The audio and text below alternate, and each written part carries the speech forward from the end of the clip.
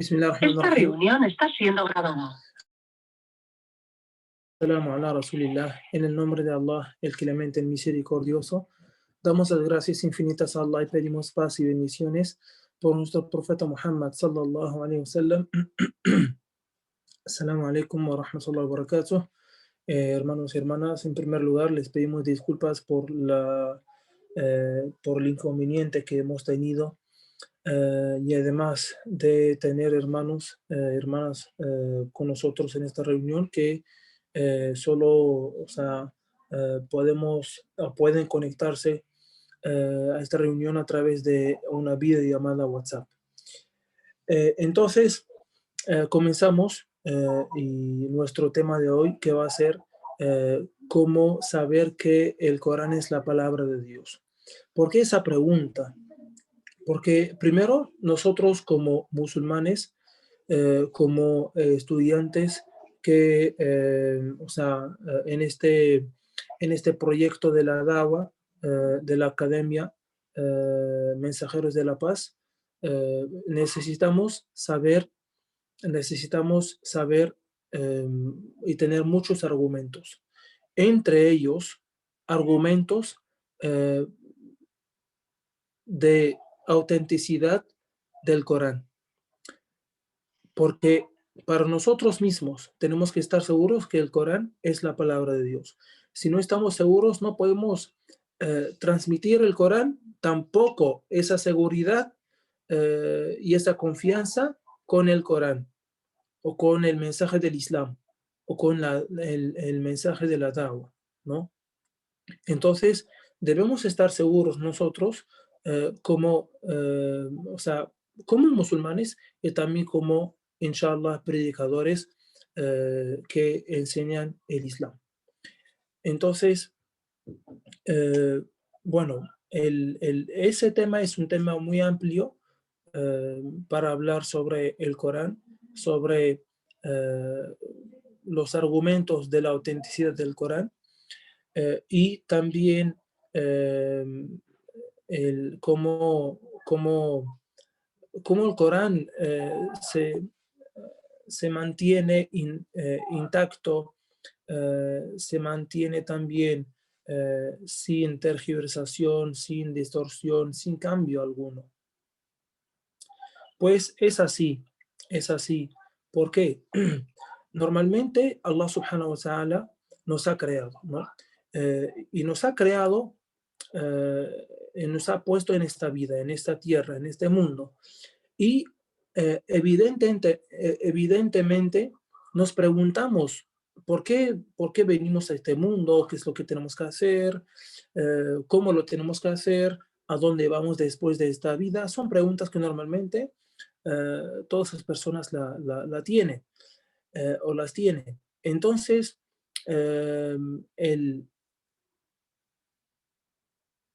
una de esas preguntas, nosotros no podemos, cuando sabemos el por qué estamos aquí, y también el propósito que tenemos que lograr en esta vida, todo eso no lo podemos saber sin algo de Dios, o sin alguna enseñanza divina, o sin algún mensaje. Por ejemplo, cuando compras una máquina, cuando compras un aparato, cuando compras,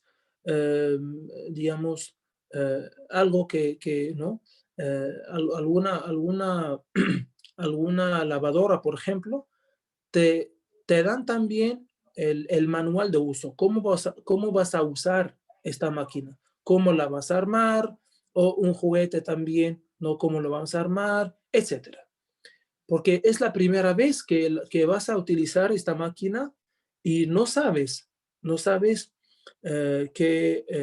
cómo usarla, ¿no? No sabes cómo armarla. Lo mismo nosotros no hemos vivido aquí antes, en este mundo no hemos vivido antes aquí. Es la primera vez que vivimos aquí, tenemos un solo nacimiento en este mundo, una sola vida, y por lo tanto, como nos vamos a preguntar, o nos preguntamos todos, ¿por qué estoy aquí? ¿Qué es lo que tengo que hacer? ¿A dónde voy después de esta vida? Eso no me lo va a decir otra persona como yo. No me va a decir, por ejemplo, un animal, otra criatura, sino necesito, o sea, a mi creador que me lo diga, a mi creador que me lo diga, ¿no? Entonces, necesitamos un mensaje, un libro, enseñanzas, una guía, una guía para saber cómo yo debo vivir en este mundo, cómo debo pasar mi vida, en qué es lo que qué es lo que tengo que hacer, cómo lo tengo que hacer, qué es lo que tengo que hacer y cómo lo tengo que hacer, ¿no? Entonces, todas estas preguntas las responde el Corán. ¿Qué es el Corán? Es la palabra de Allah subhanahu wa ta'ala. Entonces, Allah nos responde anticipadamente las preguntas que nosotros vamos a tener. Las preguntas que nosotros vamos a tener. Y nos deja un camino claro, ¿no? Para saber en el Corán, para saber qué es lo que tenemos que hacer en esta vida, ¿no? Entonces, por eso es necesario tener una guía divina de Dios mismo, de nuestro Creador, ¿no? No puede ser de otra persona, de una persona como nosotros. Y sí, ¿y por qué necesitamos saber cómo vivir aquí? Porque si no tenemos alguna enseñanza, alguna enseñanza divina, alguna guía divina, pues cada uno adoraría a Dios como le da la gana. Y eso es lo que ha pasado a los cristianos, con mucho respeto, como Allah subhanahu wa ta'ala dice al final de Surat al-Fatiha,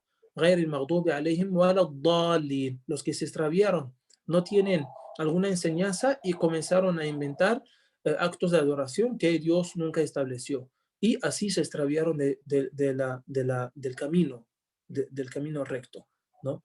Entonces, para entrar, digamos, en detalles, eh, pues Allah subhanahu wa ta'ala, y también por qué el Corán ha sido, digamos, estos son motivos, o estas son razones, ¿no? Por las cuales el Corán debe ser una palabra de Dios, ¿no?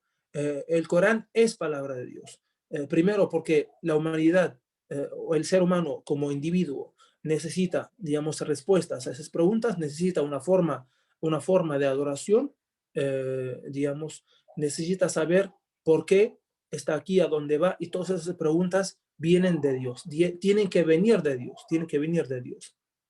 Uno. Dos, la humanidad como sociedad, como humanidad plural, necesita también una guía cómo vivir como humanos, no como individuos, sino como humanos, ¿no? En común. Entonces también ahí tenemos la guía.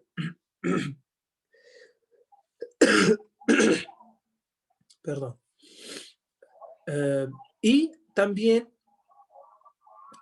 necesitamos que el Corán, o sea, los libros anteriores han sido tergiversados, han sido distorsionados, ¿no? Entonces no tenemos otro libro menos el Corán. Entonces uno de ellos, y tiene que ser, pues, ya el último, ¿no? Que es el Corán, tiene que ser, ¿no? Palabra de Dios, y palabra de Dios quiere decir, tiene que mantenerse como palabra de Dios, o tiene que ser, digamos, palabra de Dios, palabra de Dios. Entonces, para hablar principalmente de los argumentos de la autenticidad del Corán, tenemos que hablar de una persona, quien es el profeta Muhammad, sallallahu alaihi wasallam. ¿Quién era el profeta Muhammad antes de hablar del Corán, o antes de que él conociera el Corán, antes que los árabes en la Meca conocieran el Corán y escucharan sobre el Corán? ¿Quién era el Muhammad, que la pasea con él? ¿Quién era o sea, dentro de esa sociedad, y qué características tenía? O sea, cómo era o sea, cómo era como persona, como humano. Pues sabemos que el profeta Muhammad, sallallahu alaihi wasallam, en aquel momento, antes de ser profeta, porque se hizo profeta a los 40 años, nació, pertenece a una familia noble dentro de la tribu de Quraysh, ¿no? En la Meca, en la misma ciudad de la Meca, donde él mismo inició su predicación del Islam. Eh, o sea, pertenece a una familia, ¿no? La familia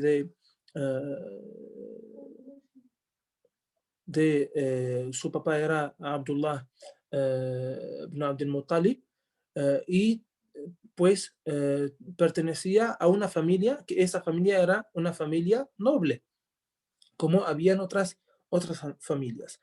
También creció en la Meca, sí, pasó unos años fuera de la Meca para, perdón, aprender el lenguaje no puro del idioma árabe, y también no solo esto, sino también los buenos modales, ¿no? Porque normalmente siempre en la ciudad a veces sí se ve que los valores, eh, pues, algunos valores se desaparecen, pero en las zonas rurales o en los pueblos, todavía se mantienen todos sus valores, ¿no? Por eso fue mandado. Y también la otra razón, que es la mayor, para ser amamantado, ¿no? Para ser amamantado. Entonces creció ahí, creció como también hasta la juventud, y trabajó en la Meca, ¿no? O sea, tuvo ¿cómo se llama?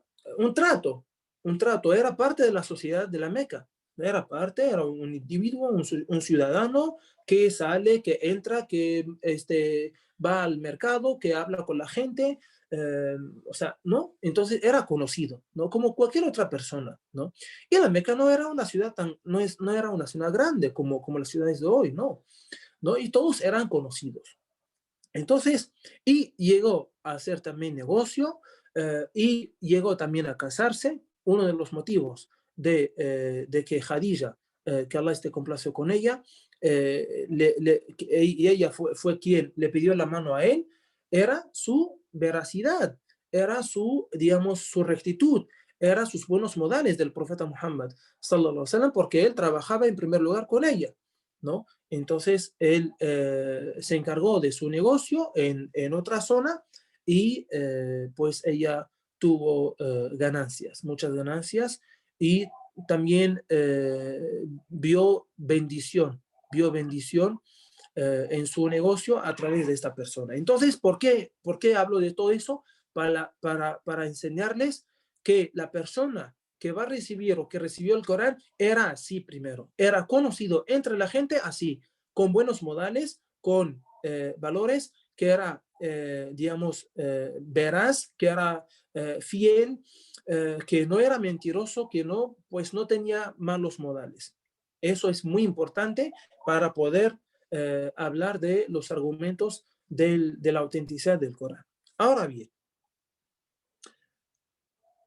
el profeta Muhammad, sallallahu alaihi wasallam, una vez se hizo profeta y recibió las primeras palabras del Corán, lee cuando vino el ángel Gabriel en la cueva de Hera y lo abrazó fuerte y le ordenó leer, y le respondió que no sabe leer 3 veces, y le recitó las primeras palabras de suras al-Alaq, ¿ya? De la célula, del embrión. Entonces, después, cuando recibió la orden de predicar el Islam, o sea, él sabe que tenía, o sea, que tenía confianza, que la gente también le tenía confianza. Entonces, antes de hablar a la gente del Islam, les habló primero, les preguntó, ¿no? Y él sabe, les preguntó si les dijera, ¿no? Y así les dijo, si les dijera o si les digo que detrás de esta montaña hay un ejército que los quiera atacar, ¿ustedes me creerían? Todos dijeron, sí, te creemos. ¿Por qué dijeron, sí, te creemos? Porque nunca recuerdan que alguna vez el profeta Muhammad los mintió, o ellos nunca, o sea, nunca vieron que el profeta Muhammad mintió a alguien alguna vez o que es de malos comportamientos. No, porque sabe, conocen a esta persona que siempre dice la verdad, que es una persona recta, que de buenos modales, etc. Entonces, cuando ya escuchó la respuesta que él, digamos, esperaba, que él quería, entonces ahí les predicó el mensaje. Entonces le dijo que soy un mensajero de Allah para ustedes y pues vine para enseñarles y para también amonestarles del castigo, ¿no?, de la otra vida. Ahí algunos, ¿no?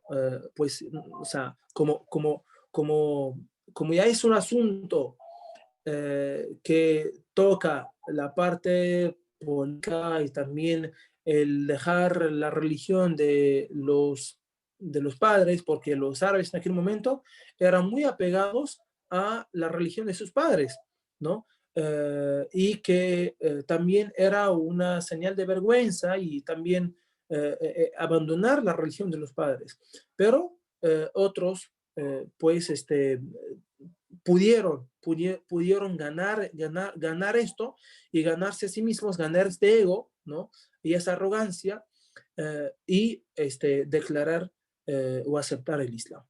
Aceptar el Islam. Entonces, eso es muy importante porque la persona que recibió el Corán era así y la gente también o sea, que el profeta Muhammad sallam le predicó el Islam, también sabía y conocía que el profeta Muhammad era una buena persona de buenos modales. Esto es muy importante. Ahora, el Corán. El Corán, ¿cuál es? El Corán es caracterizado por qué cosas. Primero, el Corán es caracterizado por varios milagros. Por varios milagros. O sea, sabemos que para, para saber, digamos, o para querer saber si el Corán es palabra de Dios, además de lo que había dicho, tenemos que tener argumentos del Corán mismo, o milagros. Entonces, el primer milagro, el primer argumento es el milagro retórico, ¿no? El Corán vino primero para retar como reto a los árabes. ¿Por qué? Porque el Corán es un texto en árabe clásico. ¿Y qué tiene que ver esto? Porque los árabes en aquel momento, en la época del profeta Muhammad sallallahu, lo que más tenían era la palabra, era el nivel superior del idioma árabe clásico, era el lenguaje. Entonces, como Allah subhanahu wa ta'ala manda y da milagros a todos los profetas y mensajeros, depende también de lo que se considera poder en su época, en la época de cada profeta, lo que se consideraba poder, ¿no? O sea, que tenían un poder en la época del profeta Muhammad era el idioma, era la palabra. Por eso el Corán vino como reto, ¿no? Como reto y un mensaje que tiene un nivel superior más que los árabes que dominan o que dominaban este idioma árabe clásico, ¿no? Entonces ellos, así sentados, pueden ir diciendo poemas, ¿no? O sea, sin la necesidad de escribir o la necesidad de pensar mucho, no, sino y comienza así nomás y comienza digamos, a decir poemas y poemas sobre tal persona, sobre tal lugar, etcétera, porque tenían un nivel superior, porque su lengua materna era el árabe clásico, el idioma del Corán. Pero el Corán, el nivel del Corán era más superior que el de ellos. ¿Por qué? Primero, como les decía, porque es caracterizado por la retórica. ¿Qué es la retórica? La retórica es arte de expresarse con corrección y eficacia, embelleciendo la expresión de los conceptos y dando al lenguaje escrito o hablado el efecto necesario para deleitar, persuadir o conmover. Repito, La retórica por la cual el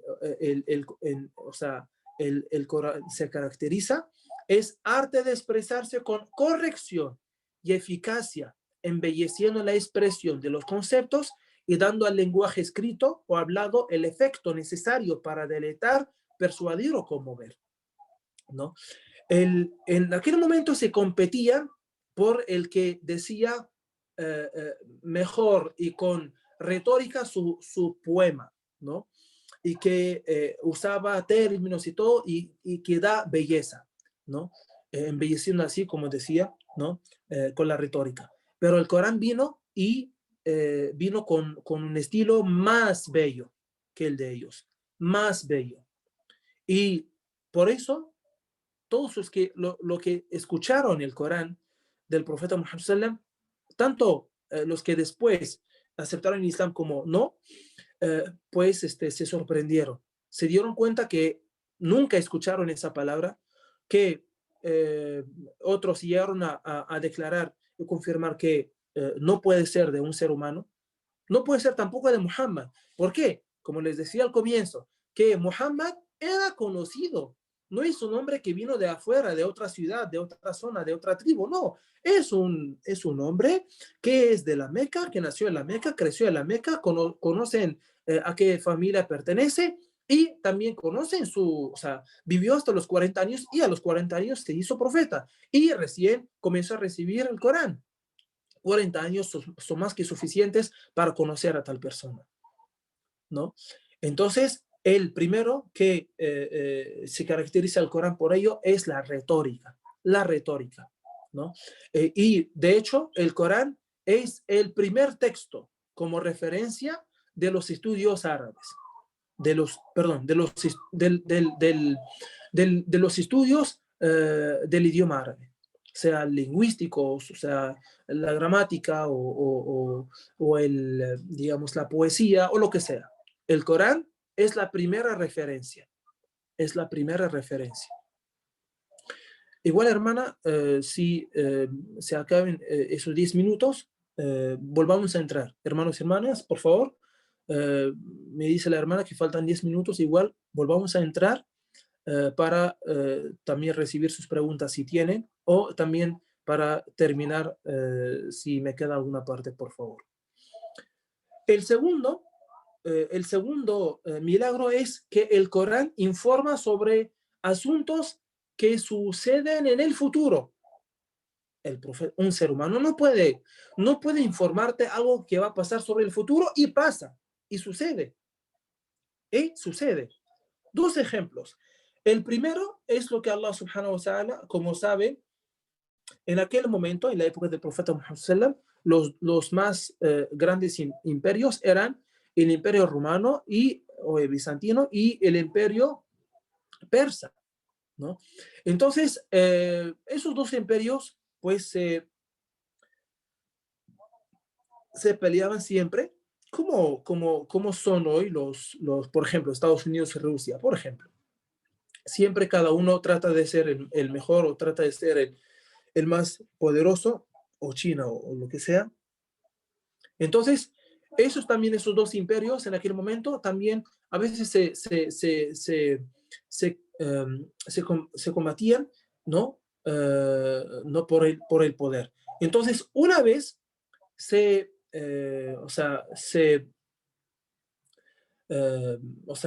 combatieron y los bizantinos fueron derrotados. Pero el Corán informó que después de esta derrota, los bizantinos vencerán. ¿No? Allah subhanahu wa ta'ala dice en el capítulo 30, los bizantinos, Alif Lam Mim, los bizantinos fueron derrotados en el territorio árabe más bajo, pero después de esta derrota, los bizantinos, vencerán dentro de 3 a 9 años. Todo ocurre por voluntad de Dios, tanto la anterior derrota de los bizantinos como su victoria futura. Ese día los creyentes se alegrarán por la victoria de Dios. Él concede la victoria a quien quiere, Él es el poderoso, el misericordioso. Los musulmanes querían que los bizantinos tuvieran la victoria porque eran, digamos, o sea, eran gente del libro, ¿no? Y los persas eran gente que adoraba el fuego eh, y esto. Entonces, dentro de unos años, ¿no?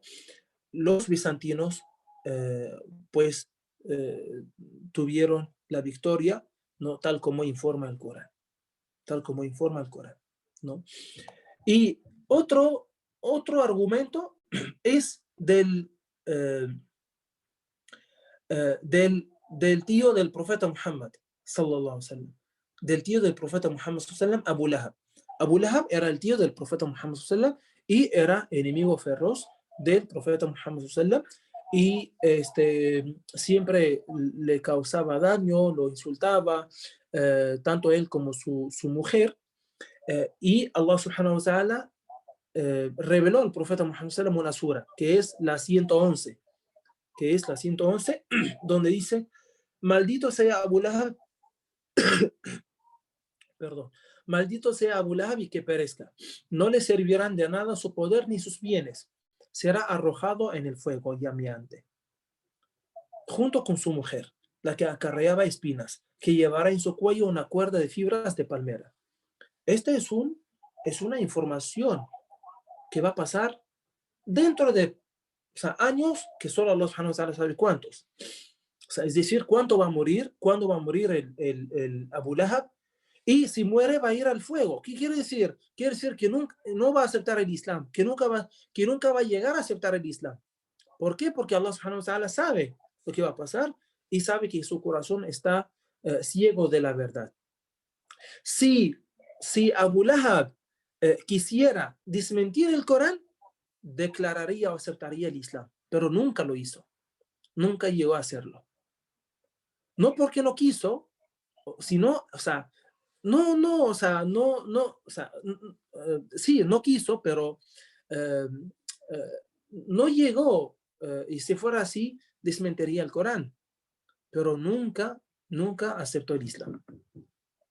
Entonces, este es otro ejemplo de que el Corán informa sobre, por ejemplo, asuntos o acontecimientos que van a suceder en el futuro y suceden.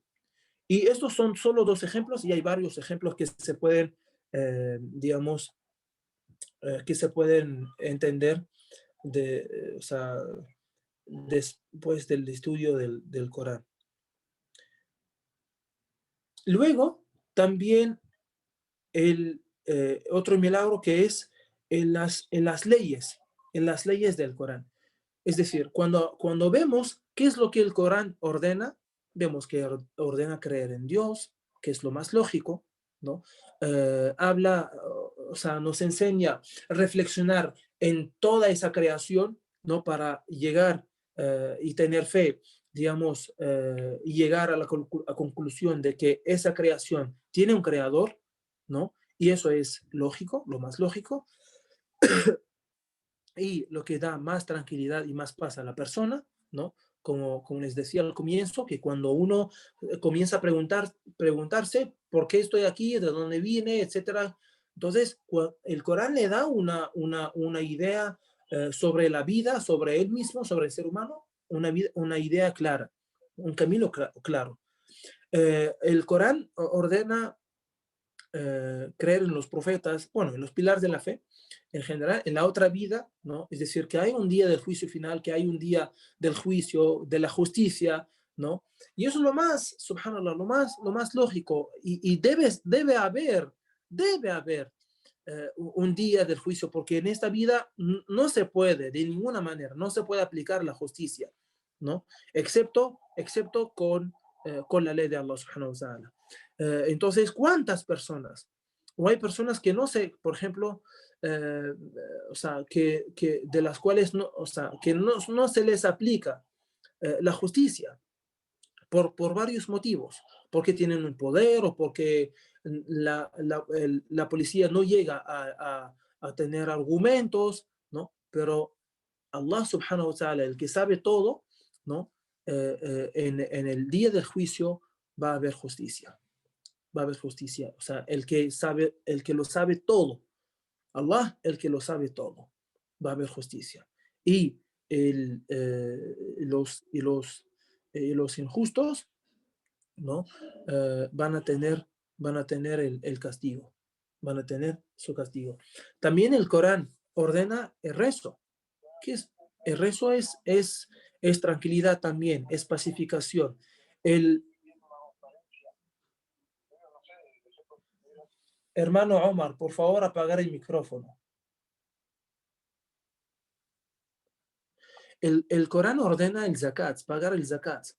Miren, el zakat es un método eh, para, acabar con la pobreza. Sí, para acabar con la pobreza. Y eso sí sucedió y se logró durante el califato de Omar ibn Abdulaziz, como dicen los sabios, el quinto califa. Eh, entonces, llegaron a no encontrar pobres. O sea, después de repartir sí el zakat, después ya no encontraron a más pobres y casaron a los jóvenes que no tenían posibilidades económicas para casarse, etcétera, ¿no? Entonces, imagínense si todos los musulmanes del mundo hoy, tanto individuos como empresas, como también gobiernos y países, ¿no? Dan zakats pues de sus ahorros, de sus ingresos, de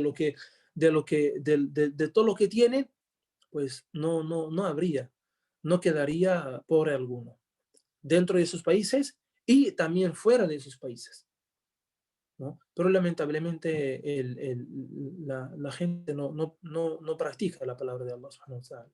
No toda la gente practica la palabra de Allah.